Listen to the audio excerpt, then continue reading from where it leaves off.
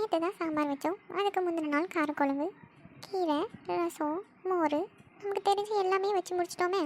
இப்போ இன்றைக்கி என்ன சமைக்கனே தெரிய மாட்டேக்கே. ஏடி என்ன சமைக்க சொன்னா இங்க நின்று பேசிக்கிட்டே இருக்கா? ஏங்க என்னங்க சமைக்கிறது நான்?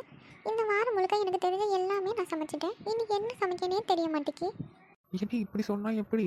ஊர்ல இருந்து என் தங்கச்சி வாரான்னு சொன்னாவல்ல அம்மா. ஆ, உங்கள் தங்கச்சி வந்தா அதுக்கு நான் என்ன பண்ணணும்? சலங்கை கட்டிட்டு ஜிங்கு ஜிங்குன்னு ஆடணுமோ?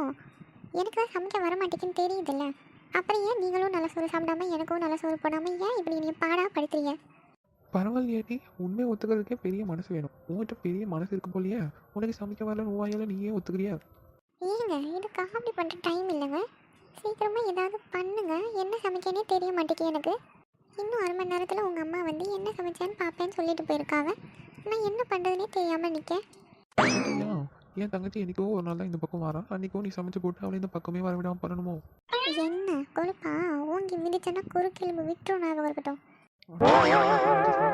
இப்போ என்ன சொல்லி சமாளிக்கன்னு தெரியலையா? அத்தி மைண்ட் வாய்ஸ் நினச்சி சத்தமாக பேசிட்டோமே, இப்போ எப்படி சமாளிக்கன்னு தெரியலையா? அது ஒன்றும் இல்லைம்மா, நீ என்ன சமைச்சாலும் நல்லா தான் இருக்கும். நீ சமை, அது போதும். உன்னுடைய கைப்பில் சிக்கன செத்த.